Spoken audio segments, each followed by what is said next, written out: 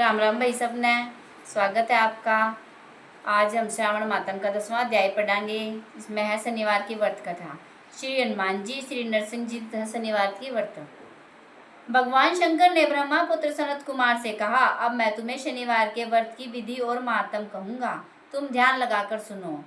श्रावण मास में शनिवार को 3 देवताओं का, श्री हनुमान जी श्री नरसिंह जी तथा शनि की पूजा की जाती है। प्रथम मैं तुम्हें हनुमान जी को प्रसन्न करने की विधि बताता हूँ।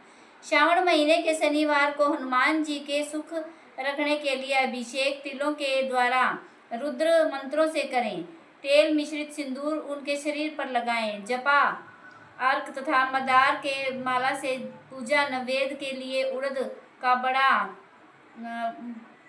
बड़ा उपचारों का पूजन करें। हनुमान जी के प्रतीर्थ 12 नामों का जाप करें। उनके 12 नाम इस प्रकार है: हनुमान जी, अंजनी पुत्र, वायु पुत्र, महाबली, रामेष्ट, फाल्गुन सखा, पिंगाक्ष, अमित विक्रम, अवधिमक्रम, सीता शोक विनाशक,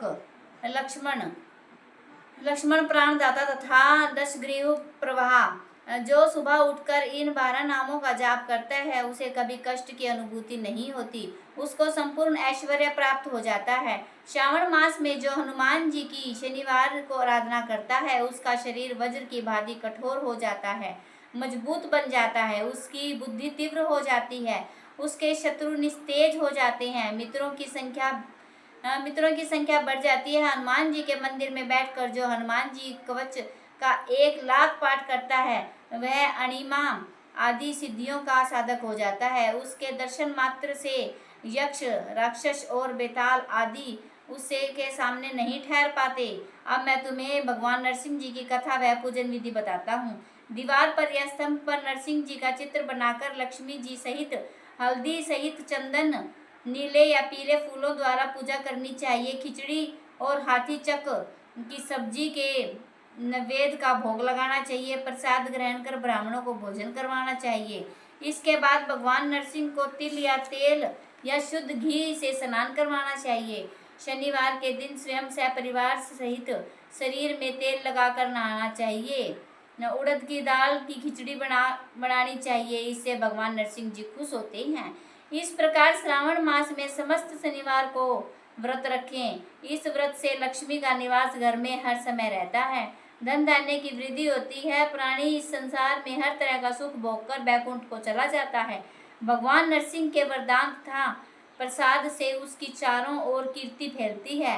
अब मैं तुम्हें शनिवार के व्रत की कथा सुनाता हूँ, उसका महात्म सुनो। श्रावण मास के समस्त शनिवार को शनि का व्रत रखें। किसी लंगड़े ब्राह्मण या उसके मिलने पर किसी अन्य ब्राह्मण को तिल का तेल लगाकर गर्म पानी से स्नान करवाएं। इसके बाद नरसिंह व्रत में बताए अनुसार अन्न से उसे भोजन करवाना चाहिए। शनि के प्रत्यर्थ तेल, लोहा, तिल, उड़द तथा काला कंबल दान करें। अब मैं शनि देव के रूप का वर्णन करता हूँ। शनि देव का श्याम वर्ण है, गति मंद है, कश्यप गोत्र है। शनि का नाम सौराष्ट्र में हुआ। शनि का जन्म भी सौराष्ट्र में हुआ। यह सूर्य नारायण के पुत्र हैं।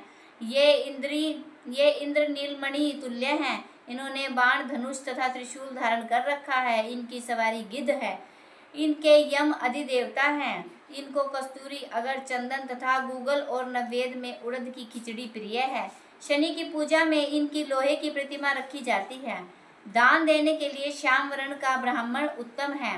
ब्राह्मण को 2 काले कपड़े तथा काले रंग की गाय बछड़े सहित दान दे देनी चाहिए और उसकी स्तुति भी करनी चाहिए। एक बार राजा नल का राज्य छिन जाने पर राजा नल ने शनिदेव की आराधना की थी। शनिदेव ने उस पर कृपा की और खोया राज्य भी वापस मिल गया। मनुष्य को चाहिए कि वह इस प्रकार शनिदेव की आराधना करे कि कहे, मेरे ऊपर शनिदेव प्रसन्न हो।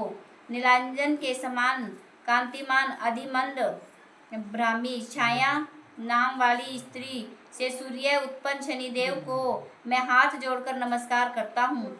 मंडल कोण में स्थित पिंगल नाम शनिदेव को प्रणाम करता हूँ। हे शनिदेव, मुझ पर अति दिन पर कृपा करो। इस प्रकार बार बार उनकी स्तुति करनी चाहिए, शनिदेव की आराधना करनी चाहिए।